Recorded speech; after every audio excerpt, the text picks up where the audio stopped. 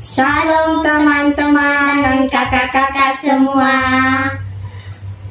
Saat ini kami mau bersaksi bagaimana luar biasanya Tuhan Yesus dalam hidup kami, di mana tahun 2020 ini seluruh bangsa, seluruh dunia dilanda oleh yang namanya COVID-19.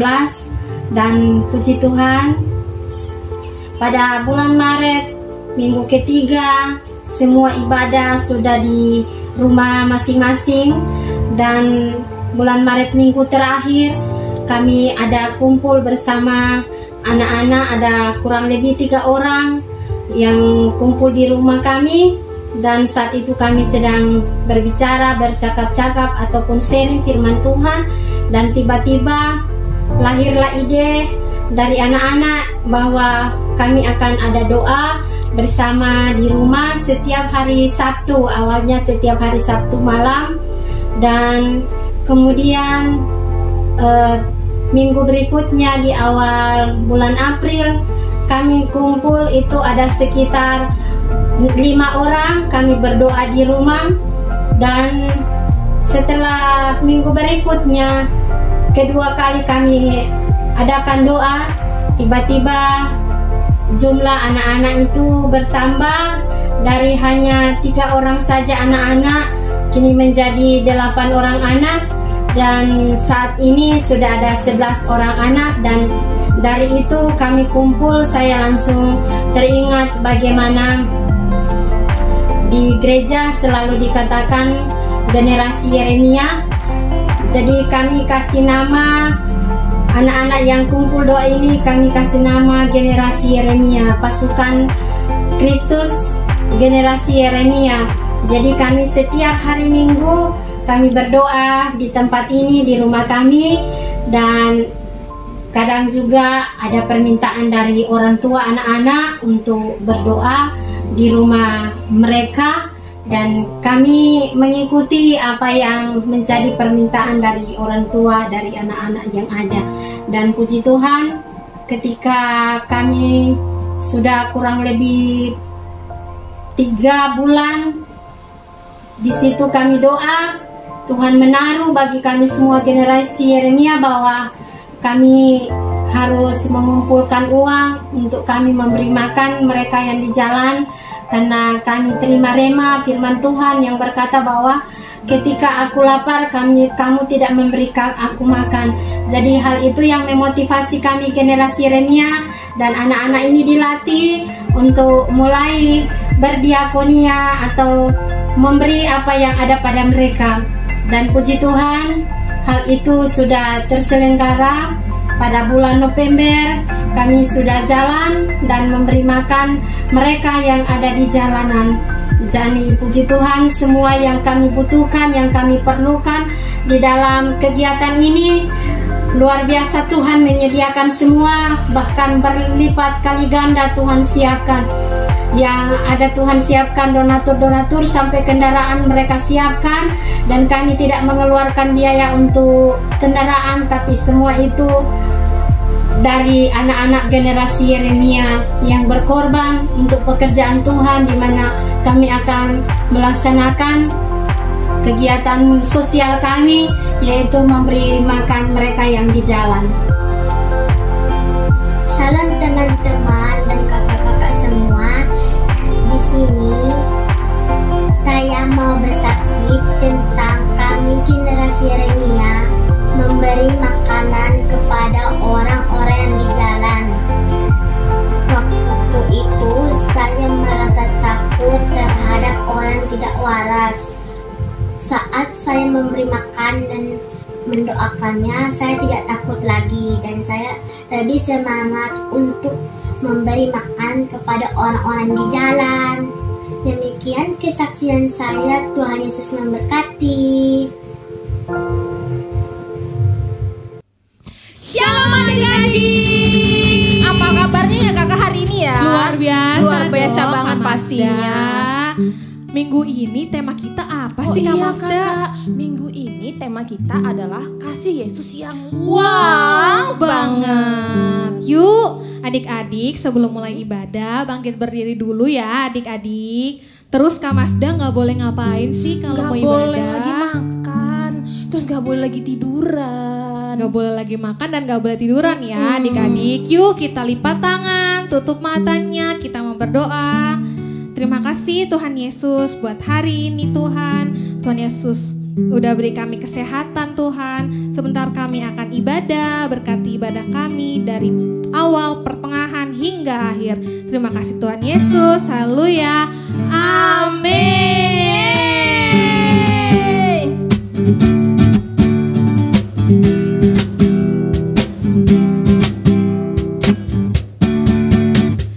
Kasih itu memaafkan, kasih itu tak pernah dendam, tak simpan kesalahan orang, kasih itu memaafkan.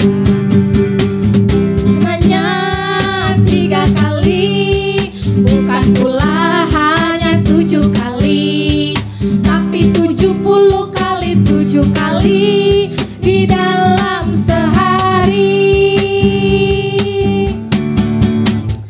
Kasih itu memaafkan, kasih itu tak pernah dendam, tak simpan kesalahan orang, kasih itu memaafkan.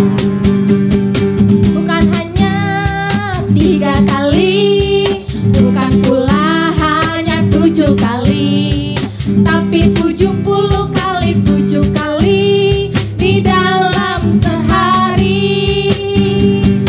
Bukan hanya 3 kali, bukan pula hanya 7 kali, tapi 70 kali 7 kali di dalam sehari. Tapi 70 kali 7 kali di dalam sehari. Tapi 70 kali 7 kali di dalam sehari. Yeay. Aduh, seru banget ya kak ya. Seru banget Iya nih. kakak, sekarang kita mau lanjut lagunya lagi. Apa kakak lagunya? I love you Jesus, Kak. Semangat ya.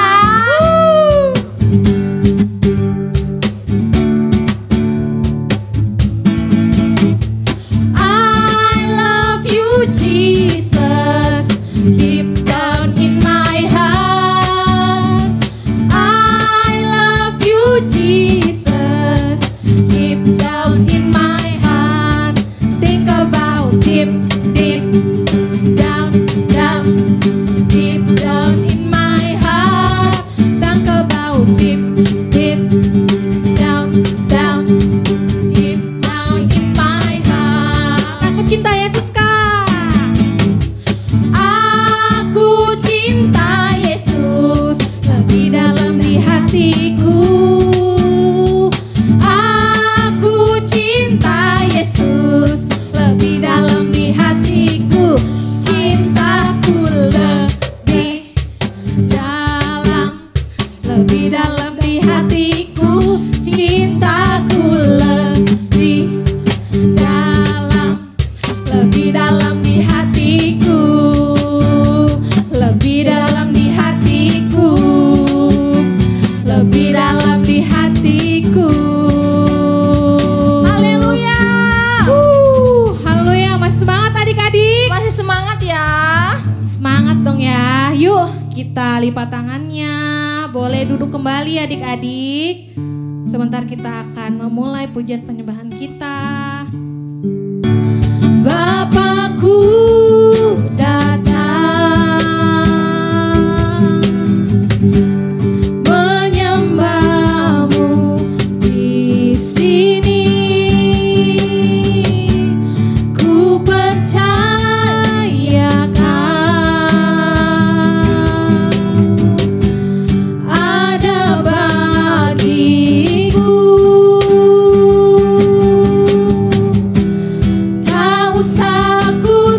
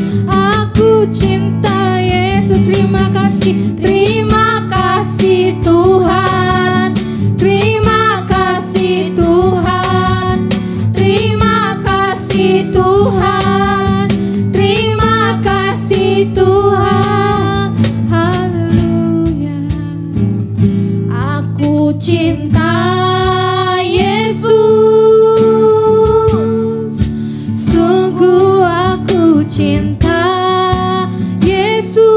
Ya Tuhan Yesus, Karena Yesus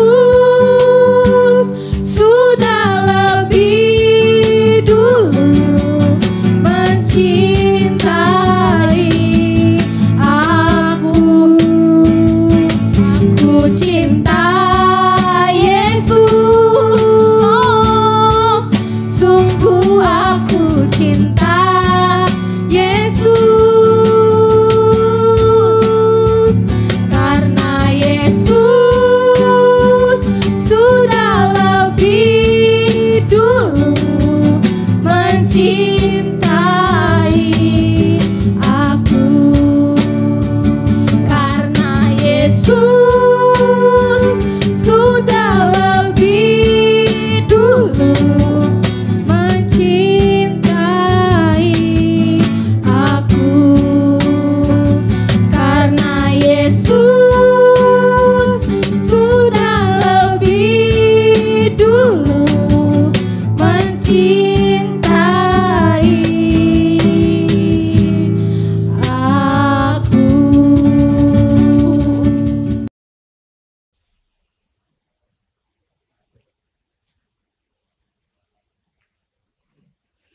Shalom adik-adik, selamat pagi, selamat kita bersuka cita.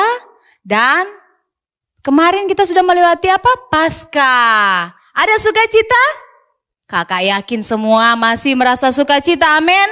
Kepalkan tangan kalian, katakan amin. Sekali lagi katakan amin. Adik-adik, sebelum kita dengar cerita, mari kita berdoa. Tuhan Yesus, saat ini kami mau dengar cerita. Tuhan pakai kakak yang akan bawakan firman, biar kami bisa mengerti dan kami bisa memahami cerita dari kakak. Tuhan Yesus, kami mau duduk diam, tidak mau main-main. Kami halaukan dan patahkan, hancurkan segala kuasa setan yang mau mengganggu kami untuk mendengar cerita firman-Mu. Di dalam nama Yesus, haleluya. Amin. Kakak akan sharing kepada adik-adik semua tentang cerita siapa yang Allah undang ke pesta besar. Simak ya adik-adik, kakak harap adik-adik duduk manis, jangan berjalan ke sana kemari, jangan makan, apalagi bercerita. Oke? Amin? Amin. Nah, adik-adik, kita bisa lihat dalam Lukas 14 ayat 7 sampai 24. Hanya kalau kakak mau baca agak kepanjangan ya. Kakak ceritakan sekali lagi aja supaya adik-adik nyimak. Oke? Nah, di kisah ini di rumah seorang Farisi, Yesus baru menyembuhkan pria yang menderita pembengkakan. Yesus sekarang melihat bahwa para tamu berusaha memilih tempat yang terbaik. Jadi dia mengajar mereka tentang kerendahan hati. Yesus berkata apa? Kalau kamu diundang ke pesta pernikahan, jangan duduk di tempat utama, di tempat paling depan. Mungkin tuan rumah mengundang orang yang lebih terhormat daripada kamu.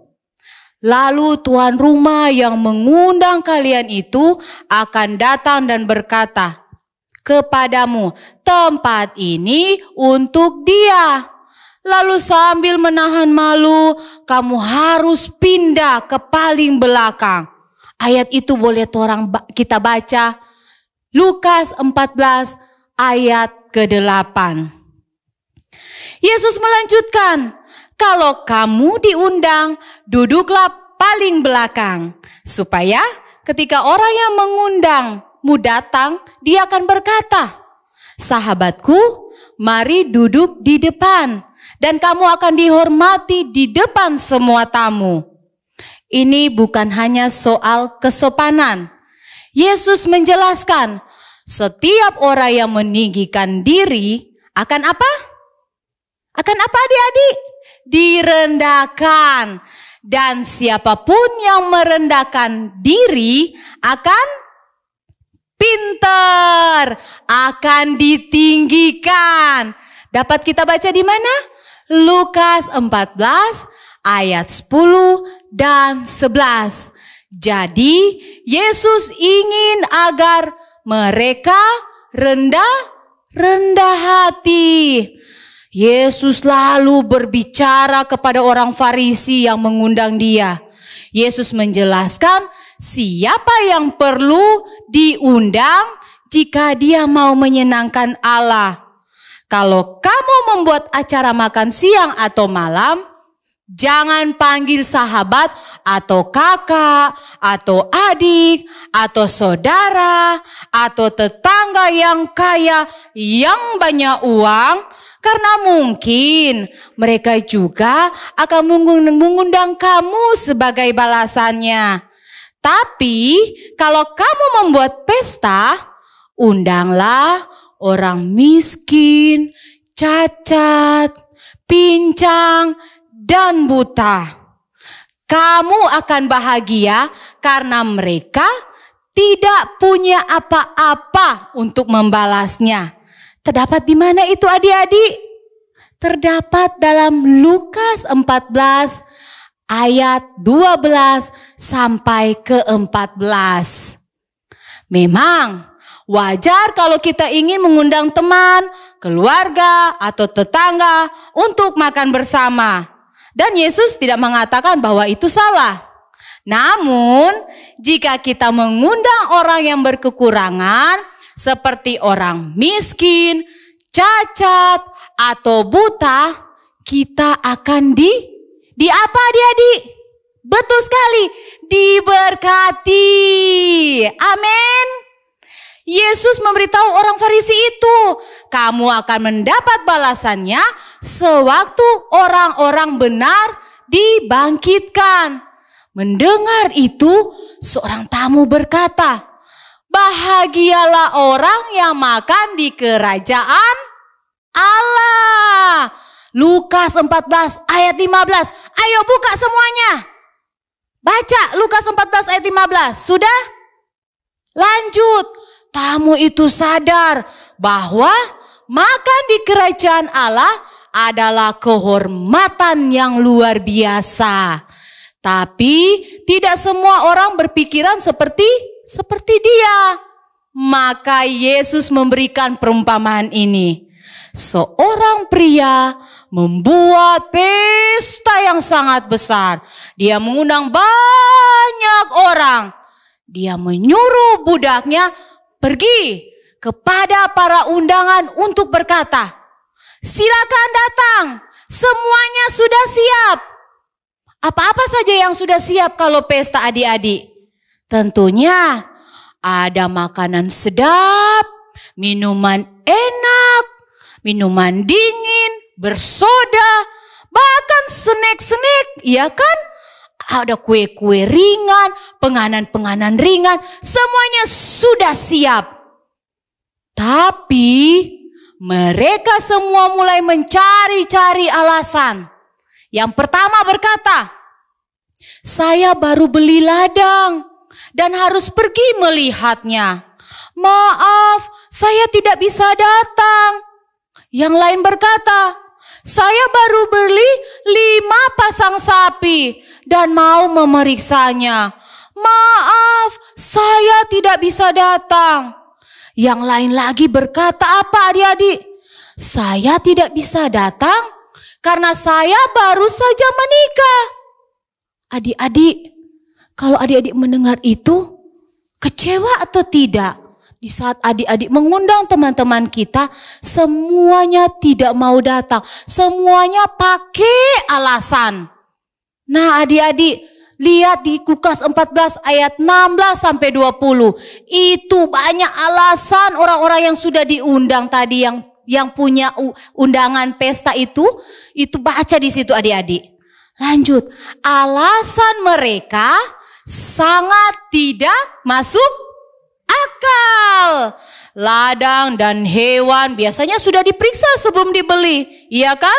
Nggak mungkin kita beli, contoh ya, kakak kasih contoh, beli anjing ya. Anjing kan cute ya, manis ya, lucu.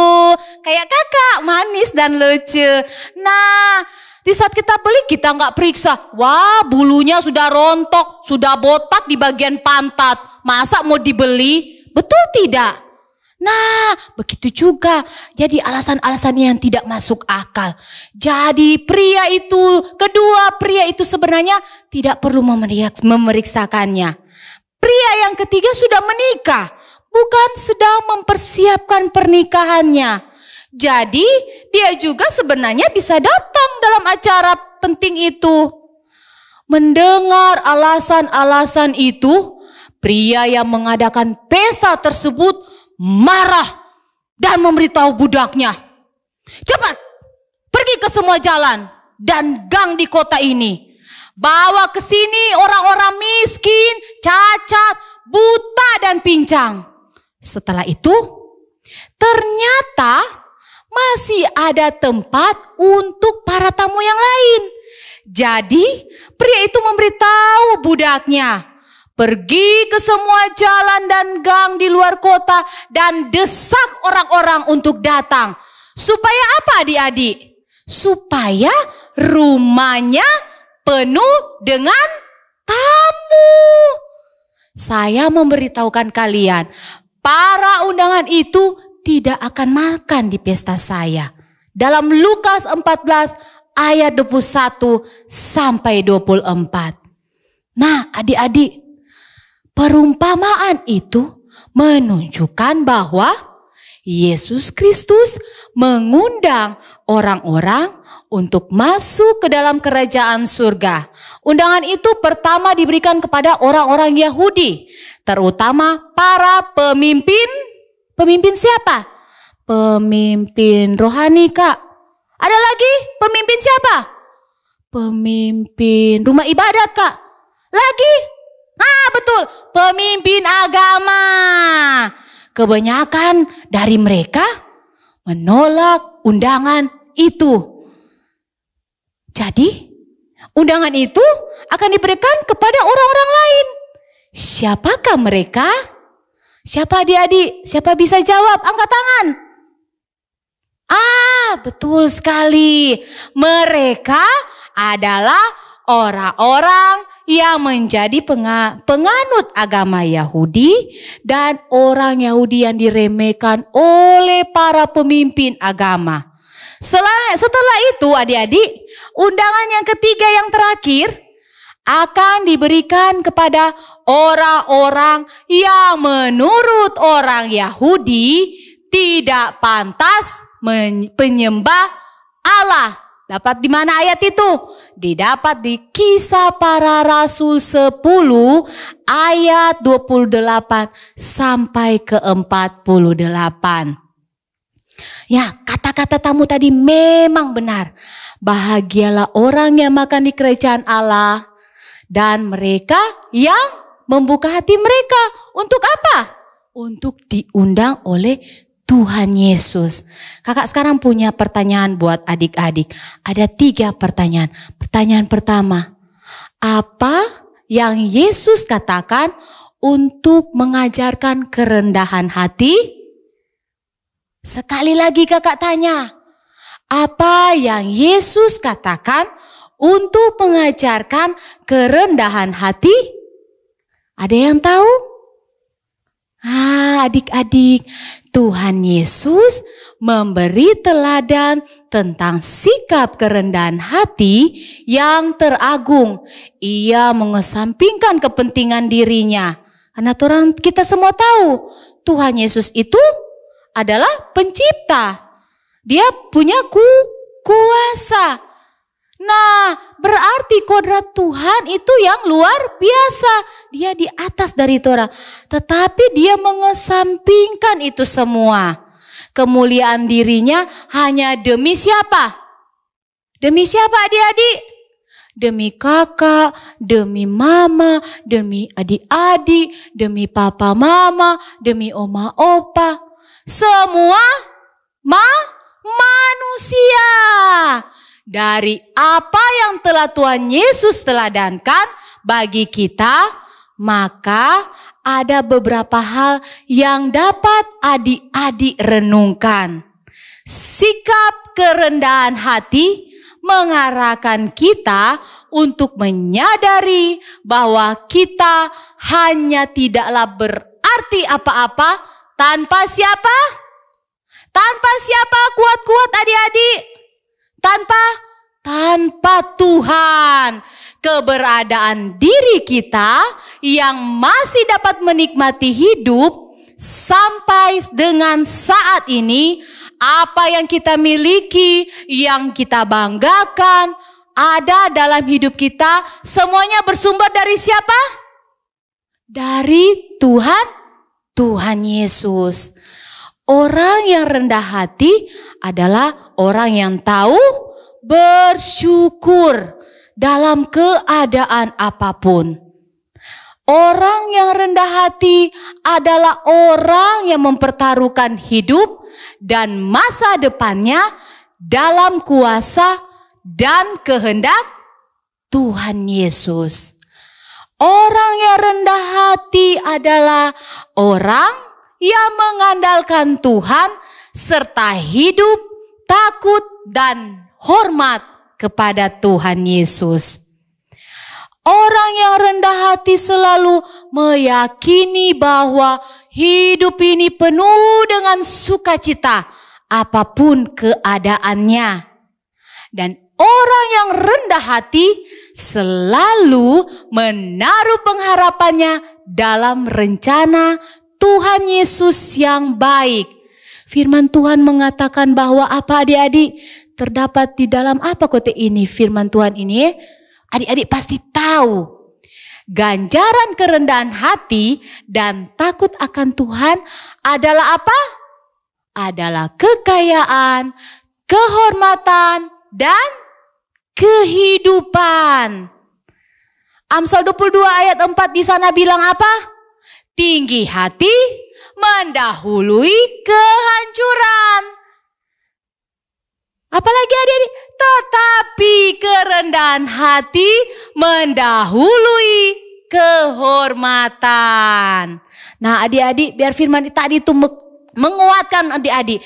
Ayat-ayat tadi menguatkan adik-adik. Kita harus tetap rendah hati, lemah lembut, dan sabar. Menunjukkan sikap kita yang suka membantu. Karena Tuhan Yesus kasihnya itu sungguh apa adik-adik? Coba keras-keras. Sungguh wow banget. Kasih Yesus sungguh apa? Wow banget. Iya. Beri kemuliaan bagi Tuhan kita Yesus Kristus. Haleluya. Pertanyaan kedua dari kakak. Jika seseorang mau menyenangkan Allah, siapa yang harus dia undang untuk makan? Dan mengapa itu membuat dia bahagia?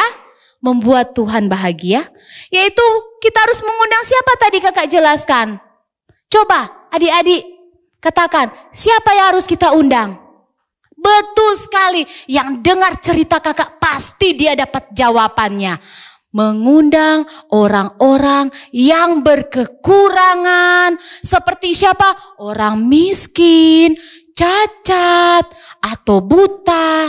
Maka kita akan diberkati oleh Tuhan. Amin adik-adik. Pertanyaan ketiga. Apa arti perumpamaan Yesus tentang pesta yang besar? Tahu adik-adik? Nah, kakak mau kasih tahu. Pokok perumpamaan ini adalah hari kebangkitan dalam kemuliaannya sorgawi pada masa yang akan datang. Bisa adik-adik buka dalam Lukas 14 ayat 14 sampai 15. Juga Lukas 22 ayat yang ke-18. Yaitu kedatangan Kristus kembali untuk membawa umatnya ke dalam kerajaan sorgawi. Siapa yang masuk ke kerajaannya Allah? Angkat tangan. Siapa yang mau suka masuk kerajaan Allah? Kakak juga mau ke sana. Mama papa kita juga mau ke sana. Semua umat manusia juga mau ke sana adik-adik. Nah, sangat senang dan bersuka cita jika kakak, adik-adik semua masuk dalam kerajaan surga. Kalau kita bersuka cita, tunjukkan senyummu yang paling lebar. Kalau kita berada bersama-sama di kerajaan surga, kita menunjukkan sukacita yang luar biasa. Mana senyummu? Ekspresikan dong senyum kalian. Nah, gitu dong. Semua kelihatan cantik-cantik, ganteng-ganteng. Amin adik-adik. Ya, begitu ekspresi kita. Jika kita semua diundang oleh Yesus. Saat ini, kalau kita mau diundang oleh Yesus, kita harus percaya kepada Tuhan Yesus yang apa tadi? Wow banget. Buat kakak-kakak, juga buat adik-adik. Katakan amin. Sekali lagi. Amin. Sekali lagi. Amin. Haleluya. Nah adik-adik, itu sharing kakak. Biarlah firman Tuhan yang sudah kita dengar boleh tertanam dalam hati kita, bertumbuh serta mengeluarkan buah yang manis rasanya untuk memberkati banyak orang. Saat ini kakak rindu adik-adik semua, tutup mata adik-adik semua. Renungkan kebaikan Tuhan Yesus selama minggu ini sampai hari ini. Apa sih yang sudah Tuhan berikan buat kita? Kakak berikan waktu buat adik-adik untuk berdoa. Berdoa di mana adik-adik merasakan bagaimana Tuhan mencintai kita, bagaimana kebaikan yang Tuhan sudah berikan.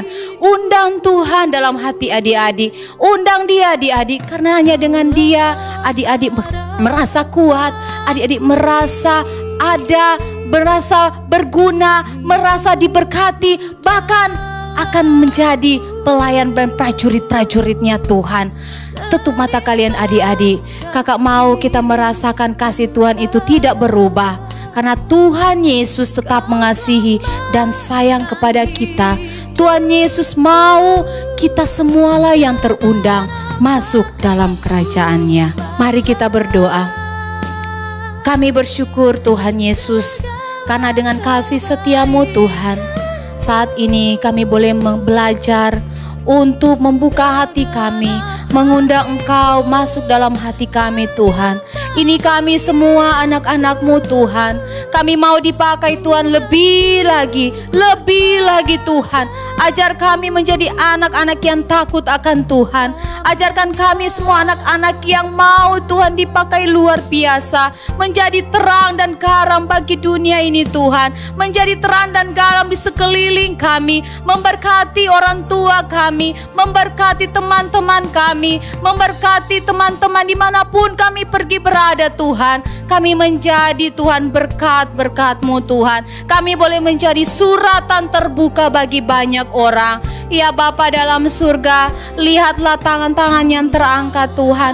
Lihatlah anak-anak-Mu ini Tuhan. Berkati mereka selalu dengan kekuatan kesehatan. Berkati mereka selalu dengan pendidikan mereka. Hikmat marifat Allah menjadi milik bagian anak-anak ini Tuhan. Berkati akan ketulusan hati mereka yang mau dipakai Tuhan lebih lagi Tuhan. Berkati kedua orang tua mereka Tuhan, selalu juga dalam kekuatan kesehatan, selalu dalam pemeliharaan dan perlindungan Tuhan. Terima kasih buat kasih-Mu Tuhan. Terima kasih buat pengorbanan-Mu Tuhan buat kami Tuhan. Kami bersyukur memiliki Allah, memiliki Tuhan yang luar biasa. Terpujilah nama-Mu ya Bapa. Ini doa kami. Haleluya. Amin.